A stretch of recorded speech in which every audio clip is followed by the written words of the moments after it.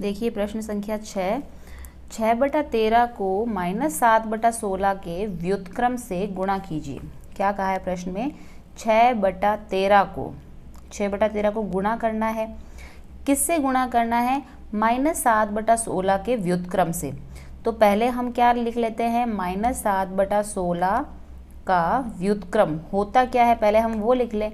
व्युत्क्रम यानी reciprocal. Reciprocal मतलब इस संख्या का जो अंश है उसको हर में लिख दो और हर को अंश में लिख दो, और माइनस का चिन्ह जो है वो वहीं का वहीं रहेगा, उसको चेंज नहीं करना है।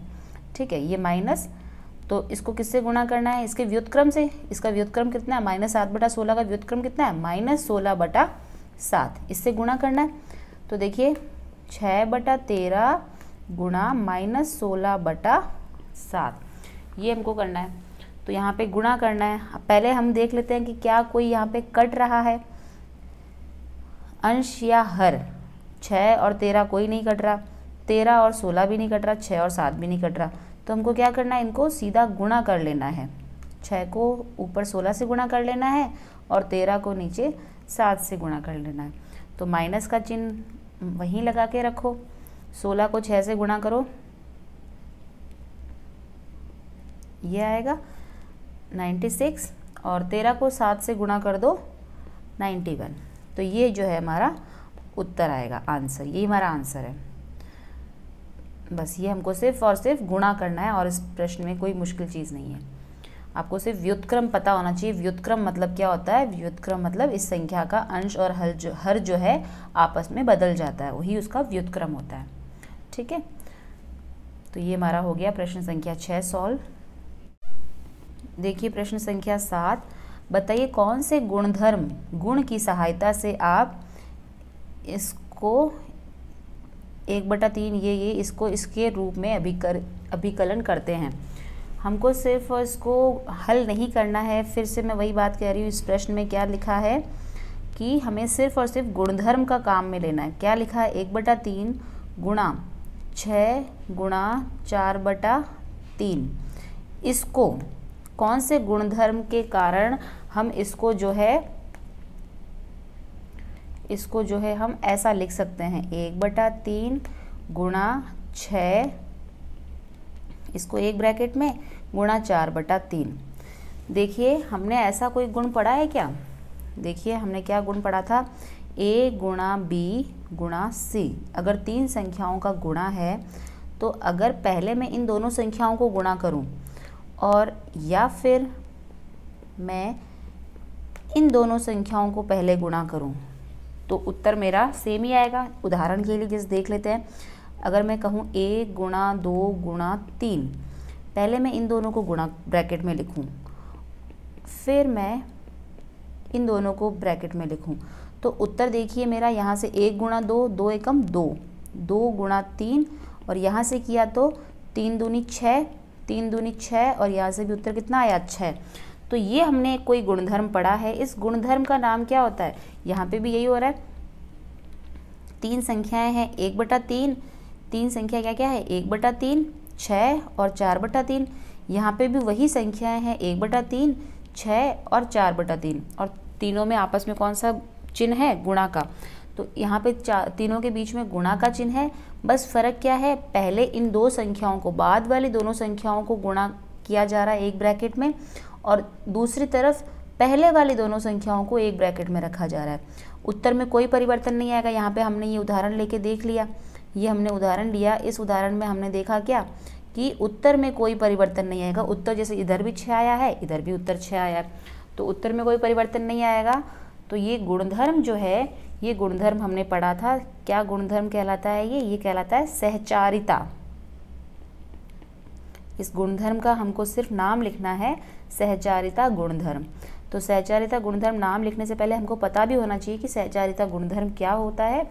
वो मैंने आपको बता दिया। यहाँ पर जो है a गुणा b गुणा c बराबर ये वाला जो है ये होता है सहचारिता गुणधर्म। तो ये हो जाता है यहाँ पर हमारा प्रश्न संख्या 7। देखिए प्रश्न संख्या 8, क्या -1 सही 1/8 का गुणात्मक प्रतिलोम 8/9 है? क्यों अथवा क्यों नहीं? क्या हमको बताना है कि क्या -1 सही 1/8 इसका हमको गुणात्मक प्रतिलोम बताना है कि क्या इसका गुणात्मक प्रतिलोम 8/9 है। अब गुणात्मक प्रतिलोम क्या होता है, हमने पढ़ा गुणात्मक प्रतिलोम। गुणात्मक प्रतिलोम क्या होता है, किसी भी संख्या का गुणात्मक प्रतिलोम, जैसे मैंने कहा 2/3, मैंने कहा 2/3 का गुणात्मक प्रतिलोम क्या होगा। 2/3 का गुणात्मक प्रतिलोम क्या होगा, यानी 2/3 को मैं किससे गुणा करूं कि मुझे उत्तर क्या मिले, 1 मिले।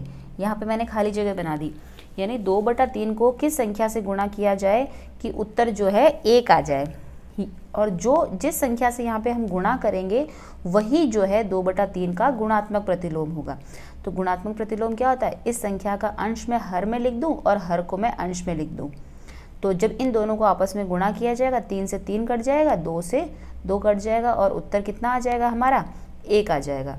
तो इसी प्रकार हमको कहा गया है -1 सही 1/8 इसका गुणात्मक प्रतिलोम पूछा है कि क्या इसका गुणात्मक प्रतिलोम 8/9 है। तो पहले हम निकाल लेते हैं कि इसका गुणात्मक प्रतिलोम होगा क्या। तो पहले ये संख्या जो है मिश्र भिन्न में है, मिश्र भिन्न से हम इसको उचित भिन्न में बदल देते हैं। तो मिश्र भिन्न से संख्या को उचित भिन्न में कैसे बदलते हैं, देखिए जो हर में संख्या है, डिनोमिनेटर में जो संख्या है 8, इसको पहले तो गुणा किया जाता है इसके जो ये वाली संख्या है, बगल वाली संख्या, इसको हम क्या बोलेंगे, जो सही वाली संख्या है, इससे गुणा करेंगे और फिर इसको जो भी उत्तर आता है उसको ऊपर वाली संख्या में जोड़ेंगे। तो जैसे, और ये माइनस के चिन्ह को हमें छेड़ना नहीं है, माइनस का चिन्ह ऐसे का ऐसे रखना है, माइनस के चिन्ह से हमें यहाँ पे कोई लेन देन नहीं है। तो पहले 8 को 1 से गुणा करेंगे, 8 एकम 8 और 8 में 1 जोड़ देंगे, 9 आ गया, ये आ गया 9/8। यानी हमको संख्या क्या दे रखी है, -9/8। अब -9/8 का गुणात्मक प्रतिलोम हमको पता करना है, -9/8 का गुणात्मक प्रतिलोम। अब देखिए अभी हमने सीखा कि किसी भी संख्या का गुणात्मक प्रतिलोम कैसे पता करते हैं, जो संख्या दी है उसको उसी के व्युत्क्रम से गुणा करके। तो माइनस का चिन्ह तो ऐसे कैसे रखना है, यहाँ पे किससे गुणा करना है, -8/9 से। फिर क्या होगा, 8 से 8 कट जाएगा एक बार, 9 से 9 कट जाएगा एक बार। यहाँ पे मैंने थोड़ी सी ये गलती कर दी है, यहाँ पे प्लस का चिन्ह लगाना था, ये बराबर का चिन्ह लगाना था, ठीक है। तो यहाँ पे ये 1 आ जाएगा, और जब माइनस की संख्या से गुणा होती है तो क्या आ जाता है, 1 आता है। तो कहने का मतलब हमको जो प्रश्न में दिया था, पूछा था कि -1 सही 1/8 का गुणात्मक प्रतिलोम क्या होगा। अभी हमने निकाला, इसका गुणात्मक प्रतिलोम कितना है, -8/9। क्या इसका गुणात्मक प्रतिलोम है, -8/9। और प्रश्न में क्या पूछा है कि क्या -1 सही 1/8 का गुणात्मक प्रतिलोम 8/9 है। हमारा क्या आ रहा है, -8/9। इसमें और इस जो उत्तर दिया है प्रश्न में, उसमें किस चीज़ का अंतर है, सिर्फ माइनस के चिन्ह का। यानी इसमें अगर माइनस का चिन्ह लगा होता तो ये इसका गुणात्मक प्रतिलोम होता, ये इसका माइनस, इसमें सिर्फ 8/9 लिखा है, इसलिए ये इसका गुणात्मक प्रतिलोम नहीं है। तो हम क्या लिख देंगे, -1 सही 1/8 का गुणात्मक प्रतिलोम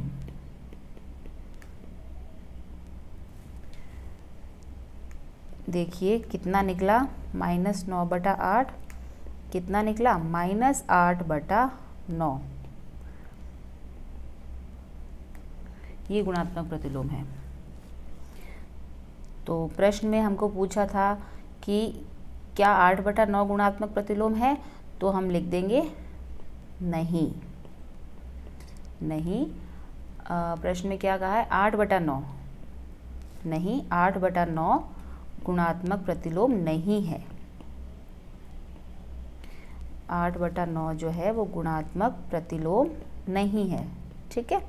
क्यों नहीं है वो आपको समझ में आ चुका है, मैं समझा चुकी हूँ। गुणात्मक प्रतिलोम नहीं है, नहीं, 8/9 गुणात्मक प्रतिलोम नहीं है। गुणात्मक प्रतिलोम कौन है, -8/9 है, ठीक है। तो ये हो गया है हमारा प्रश्न संख्या 8 पूरा। देखिए प्रश्न संख्या 9, क्या 3 सही 1/3 का गुणात्मक प्रतिलोम 0.3 है, क्यों अथवा क्यों नहीं। क्या पूछा है, क्या 3 सही 1/3 3 सही 1/3 का गुणात्मक प्रतिलोम जो दिया है वो है या नहीं। तो सबसे पहले हम अपनी तरफ से खुद निकाल लेते हैं कि इसका गुणात्मक प्रतिलोम क्या होगा, और उसके बाद में हम इसकी तुलना कर लेंगे जो प्रश्न में हमसे पूछा है उससे। तो 3 सही 1/3 का गुणात्मक प्रतिलोम क्या होगा वो हम निकालते हैं। तो देखिए इसको पहले तो ये मिश्रित भिन्न में है, 3 सही 1/3 किस रूप में दिया हुआ है, मिश्रित भिन्न में है। तो ये है मिश्रित भिन्न। मिश्रित भिन्न से हम पहले क्या बना लेंगे, उचित भिन्न बना लेंगे। मिश्रित भिन्न को हम पहले बदल देंगे उचित भिन्न में। मिश्रित भिन्न को पहले हम बदल देते हैं किसमें, उचित भिन्न में। तो मिश्रित भिन्न से उचित भिन्न कैसे बनाते हैं, ये अंश और ये हर, ये 3 जो है हर है, इस हर को हम गुणा कर देंगे जो इसके साथ में संख्या लिखी हुई है जो सही वाली संख्या है, यानी 3 को 3 से पहले गुणा कर देंगे, जो उत्तर आता है उसको 1 में जोड़ देंगे। तो इसका उचित भिन्न क्या बन जाएगा, 3 3 9, 9 और 1 10, 10/3। तो पहले हमको जो हमने कुछ नहीं करा है, हमको जो संख्या दे रखी है 3 सही 1/3, हमने इसको उचित भिन्न में बदल दिया है। उचित भिन्न क्या है, 10/3। यहाँ तक हमने प्रश्न को हल नहीं करा है। अब हम निकालते हैं 3 सही 1/3 का गुणात्मक प्रतिलोम। 3 सही 1/3 को मैं क्या लिख सकती हूँ, 10/3। तो 10/3 का पहले हम गुणात्मक प्रतिलोम निकालते हैं। तो 10/3 जो है इसका हमें गुणात्मक प्रतिलोम निकालना है, यानी 10/3 को मैं किससे गुणा करूं कि मेरा उत्तर क्या आ जाए, 1 आ जाए। तो 10/3 का गुणात्मक प्रतिलोम क्या होगा, कैसे लिखते हैं, गुणात्मक प्रतिलोम कैसे निकालते हैं, जो हमको संख्या दे रखी है उसको हम पलट देते हैं। इसको हम क्या लिख देंगे, 10/3 की जगह 3/10। तो 3/10 जो है यहाँ पे हमारा गुणात्मक प्रतिलोम आया। 10, ये देखिए 3 से 3 कट गया और ये 10 से 10 कट गया एक बार, ये सब एक बार कटा है। तो 1 × 1 कितना आ गया, 1 आ गया। तो हमारा उत्तर क्या आया कि गुणात्मक प्रतिलोम हमको निकालना था, गुणात्मक प्रतिलोम आया हमारा 3/10। अब 3/10 जो है, अगर मैं इसको दशमलव के रूप में लिखना चाहूँ 3/10 को, तो दशमलव के रूप में क्या होगा, यानी 10 का भाग दिया जा रहा है 3 में, यही है। तो 3/10 को मैं दशमलव के रूप में लिखना चाहूँ तो ये 0.3 में लिख सकती हूँ। क्या लिख सकती हूँ, 0.3। कैसे, 10 का भाग दिया जा रहा है 3 में, तो पॉइंट लग जाएगा पहले ही, पॉइंट लगते ही यहाँ पे क्या आ गया, 0।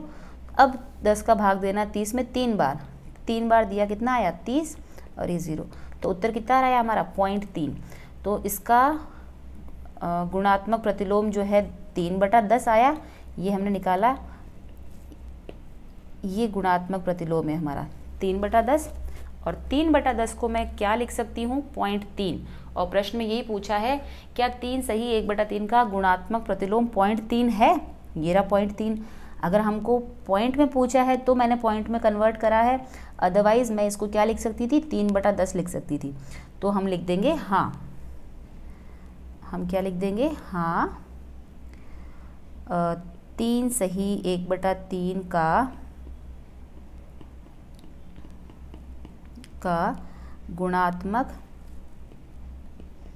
प्रतिलोम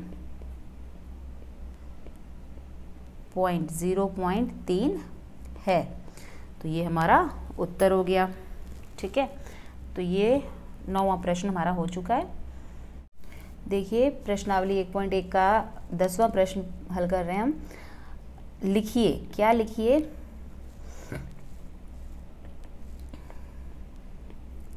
पहला भाग है, ऐसी परिमेय संख्या जिसका कोई व्युत्क्रम नहीं है। हमको क्या लिखनी है, ऐसी परिमेय संख्या लिखनी है जिसका कोई व्युत्क्रम नहीं है। तो ऐसी कोई परिमेय संख्या जिसका व्युत्क्रम नहीं है, व्युत्क्रम क्या होता है, जैसे कि मैंने लिखा 2 का व्युत्क्रम क्या होगा, 2 का व्युत्क्रम, अगर 2 के व्युत्क्रम, कोई भी संख्या की बात कर रहे हैं हम, जैसे मान लो कोई परिमेय संख्या मैं अंश और हर के रूप में 2/3 ले लूँ मैं, 2/3 का मुझे व्युत्क्रम लिखना है। व्युत्क्रम क्या होगा 2/3 का, 3/2, 2/3 का व्युत्क्रम क्या हो गया 3/2, यानी उसके अंश को हर में लिख दो, हर को अंश में लिख दो। तो सभी संख्याओं का कोई ना कोई व्युत्क्रम है, लेकिन हमको प्रश्न में क्या पूछा कि ऐसी परिमेय संख्या लिखनी है जिसका कोई व्युत्क्रम नहीं है। तो देखिए 0 वो परिमेय संख्या होगी जिसका कोई व्युत्क्रम नहीं होता। 0 अगर मैं कोई दूसरी संख्या लिखती हूँ, ये जो 0 है ये हमारा उत्तर है, ये हमारा आंसर है। मैं आपको समझाने के लिए लिख रही हूँ दूसरी कोई संख्या। जैसे मान लो मैंने लिखा 1, 1 का व्युत्क्रम क्या होगा 1 होगा। कोई भी संख्या लिखो, हर संख्या का व्युत्क्रम कुछ ना कुछ होता है, लेकिन 0 का कोई व्युत्क्रम नहीं होता, इसलिए 0 हमारा आंसर है। ठीक है, देखिए दूसरा भाग है परिमेय संख्याएं जो अपने व्युत्क्रम के समान है। यानी ऐसी परिमेय संख्या लिखनी है जो अपने व्युत्क्रम के समान है। जैसे कोई परिमेय संख्या लिखो जो अपने व्युत्क्रम के समान होगी। जैसे अगर ऐसी हर कोई परिमेय संख्या नहीं है, कुछ परिमेय संख्या है जो अपने व्युत्क्रम के समान है। कौन है? एक तो 1, क्योंकि 1 का व्युत्क्रम भी क्या होगा 1 का व्युत्क्रम क्या होगा 1 ही होगा, क्योंकि 1 को हम पलट कर लिखेंगे तो वापस क्या आएगा 1 ही आएगा। तो एक तो 1 है और दूसरी है -1। -1 का व्युत्क्रम भी कितना होगा -1 ही होगा। -1 का व्युत्क्रम अगर हमें लिखना हो तो -1 का व्युत्क्रम भी कितना होगा -1 ही होगा। तो हम इसका हमारा उत्तर क्या हो गया -1 और 1 जो है ऐसी परिमेय संख्या है 1 और -1। 1 और 1 ऐसी 1 और -1 दोनों परिमेय संख्याएं ऐसी है जिनका व्युत्क्रम जो है समान है, सेम है, वापस वही है। तीसरा भाग देखिए, तीसरा भाग है परिमेय संख्याएं जो अपने ऋणात्मक के समान है। ऐसी परिमेय संख्या जिनका ऋणात्मक मान और धनात्मक मान जो है समान है। तो केवल और केवल 0 है जो अपने ऋणात्मक के समान होता है। क्यों? क्योंकि 0 को कभी हमने नहीं देखा होगा कि +0 या मैं -0 लिख रही हूँ। 0 का मान सिर्फ 0 होता है। 0 कभी ना धनात्मक होता है ना ऋणात्मक होता है। तो ऐसी और कोई संख्या नहीं है जो अपने ऋणात्मक के समान हो। जैसे अगर मैं बात करूं 2 की, तो 2 मैं ये नहीं कह सकती कि 2 और -2 सेम है, बिल्कुल नहीं है। 2 का मतलब है प्लस का 2, ये तो है प्लस का 2 और ये है माइनस का 2। तो प्लस का 2 और माइनस का 2 कभी बराबर नहीं हो सकता। 2 जो है -2 से बड़ा है। तो सिर्फ और सिर्फ केवल और केवल 0 ऐसी परिमेय संख्या है जो अपने ऋणात्मक के समान है। यानी 0 जो है -0 के समान है, क्योंकि 0 का कोई ना प्लस होता है ना माइनस होता है। 0 केवल 0 है। ठीक है, तो केवल 0 इसका हमारा आंसर क्या हो गया? केवल 0 ही एक ऐसी परिमेय संख्या है जो अपने ऋणात्मक के समान है। ठीक है, तो ये हो गया हमारा प्रश्न संख्या 10।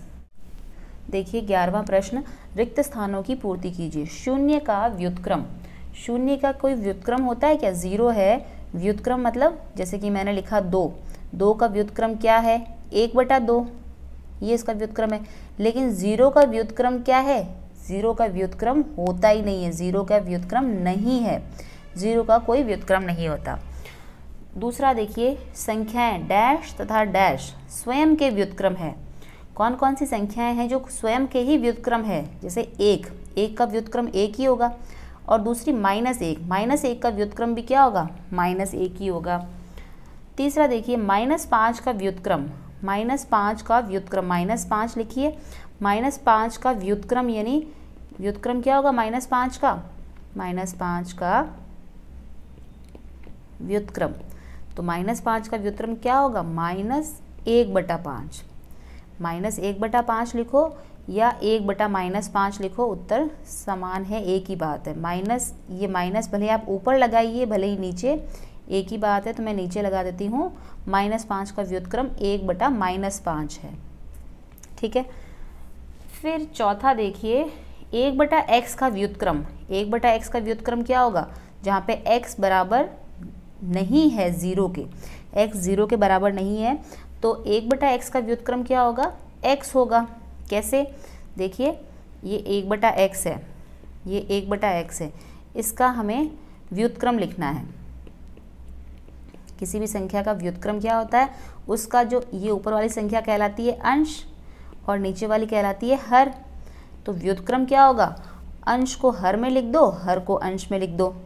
तो 1/x का x/1, x/1 को मैं x/1 भी लिख सकती हूँ या सीधा x लिख सकती हूँ। तो 1/x का व्युत्क्रम क्या हो गया, x हो गया। तो x लिखो या x/1 लिखो, एक ही बात है। ठीक है। 5वां देखिए, दो परिमेय संख्याओं का गुणनफल हमेशा, दो परिमेय संख्या है उनका गुणनफल हमेशा क्या होगा, एक परिमेय संख्या ही होगा। परिमेय संख्या है। कैसे, दो परिमेय संख्याएं, जैसे ये मैं कौन सा एक्सप्लेन कर रही हूँ, 5वां। दो परिमेय संख्या है जैसे 2/3 गुणा 3/4, ये दो परिमेय संख्या है। इनका गुणनफल, इनको गुणा कीजिए, देखिए क्या आता है। ऊपर ऊपर वाली संख्या गुणा होगी, नीचे नीचे वाली। 3 दूनी 6 और 4 तिरी 12। तो 6/12 आया। 6/12 भी क्या है, एक परिमेय संख्या है। तो हमने दो परिमेय संख्याओं को गुणा किया तो उनका जो गुणनफल है वो भी क्या आया, एक परिमेय संख्या आया। तो ये हो गया, दो परिमेय संख्याओं का गुणनफल हमेशा परिमेय संख्या है। किसी धनात्मक परिमेय संख्या का व्युत्क्रम क्या होता है, धनात्मक ही होता है, धनात्मक है। किसी धनात्मक परिमेय संख्या का व्युत्क्रम, जैसे कोई धनात्मक परिमेय संख्या ले लेते हैं, जैसे 3/2। 3/2 का क्या बोला है, व्युत्क्रम। अगर इसका जो मैं व्युत्क्रम लिखूंगी, व्युत्क्रम क्या होगा इसका, 2/3। तो 3/2 भी धनात्मक है और 2/3 भी क्या है, धनात्मक है। तो किसी धनात्मक परिमेय संख्या का व्युत्क्रम भी क्या होगा, धनात्मक ही होगा। और ऋणात्मक परिमेय संख्या है तो उसका व्युत्क्रम क्या होगा, ऋणात्मक होगा। तो ये यहाँ पर हमारा प्रश्न संख्या 11 पूरा हो जाता है।